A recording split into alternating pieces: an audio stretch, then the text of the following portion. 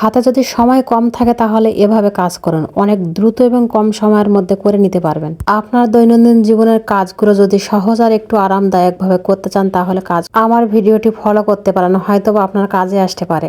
আমরা কাজগুলো কিন্তু যেভাবে করতে চাই সবসময় সেভাবে করতে পারি না, মানে সব দিন কিন্তু একই নিয়মে কাজ করা যায় না। তো যাই হোক, আমার মূল আলোচনার যে বিষয়টা সেখানে আসা যাক। আমরা একই কাজ কিন্তু সবাই প্রতিদিনই করি, কিন্তু অনেকের একটু বেশি সময় লাগে, অনেকে আবার কম সময়ের মধ্যে গুছিয়ে নিতে পারে। মানে এর কারণটা কি বলে, কারণটা সম্পর্কে একটু বিস্তারিত আলোচনা করা যাক। কাজ কিন্তু সবাই করি, তবে যারা গুছিয়ে কাজ করতে পারে, যদি মনে করে যে এই কাজটা গুছিয়ে করব, এইভাবে করব, তাহলে কিন্তু তার পক্ষে তাড়াতাড়ি করা সম্ভব। আর যদি আপনি গুছিয়ে কাজ না করেন, সারাদিন কাজ করলেও কিন্তু আপনার কাজ কখনোই ফুরাবে না। আচ্ছা, এখানে একটু কথা বলে নেই। আমার কথাগুলো আমি কিন্তু কাউকে ছোট করার জন্য কিছু বলছি না, জাস্ট আমি যেভাবে করি, যেভাবে করলে সহজ হয় সেইভাবে কিন্তু তুলে ধরার চেষ্টা করছি আপনাদের ভিতর।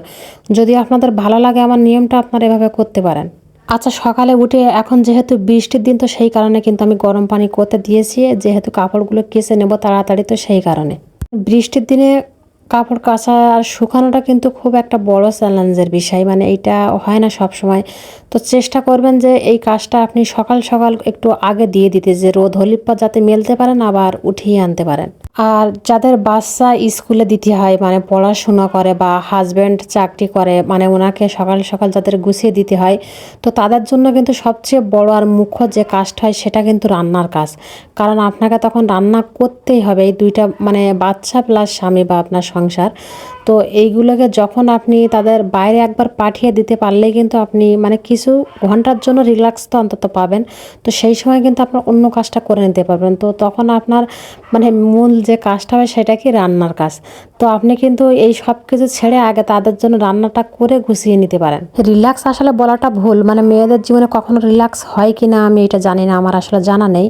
তো যাই হোক, মানে আপনি যে কাজটা একটু তাড়াহুড়া করে করবেন সেই কাজটা কিন্তু আপনাকে অত দ্রুত আর মানে ছুটে করা লাগবে না, একটু ধীরে ধীরে চাইলেও আপনি করতে পারবেন। তারপরে আপনার কোন কাজটা মানে সবচেয়ে বেশি জরুরি আপনার মনে হবে, আপনি কিন্তু সেটাই করে নেবেন।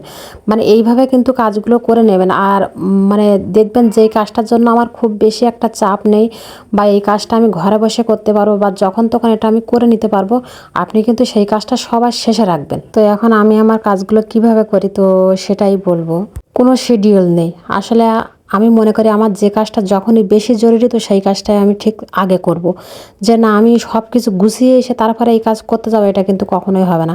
যেদিন ইরার বাবা বাড়ি থাকে না সেদিন কিন্তু আমি রান্নাটা একটু দেরিতে করি, আর যেদিন উনি বাড়ি থাকে সেদিন করে রান্নাটা একটু তাড়াতাড়ি করে নিই, যেহেতু ওনাকে খেতে দিতে হবে, তো সেই কারণে।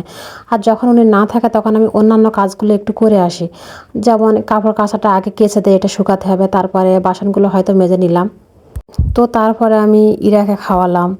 তারপর ঘরের ভিতরে আমার যে কাজগুলো থাকে আনুষঙ্গিক, বেড গুছানো, ঘর ঝাড়ু দেওয়া, তো তখন সেটা করে নিলাম।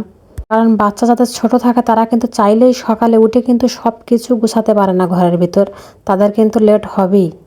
আর আমি দিনের থেকে রাতে বেশি কিন্তু কাপড়গুলো ভাঁজ করি বা গোছাই, যাই বলেন, কারণ দিনের বেলায় কিন্তু চাপটা বেশি থাকে। তো আমার কাজগুলো যদি আপনাদের পছন্দ হয় অবশ্যই পাশে থাকবেন। সবাই ভালো থাকবেন।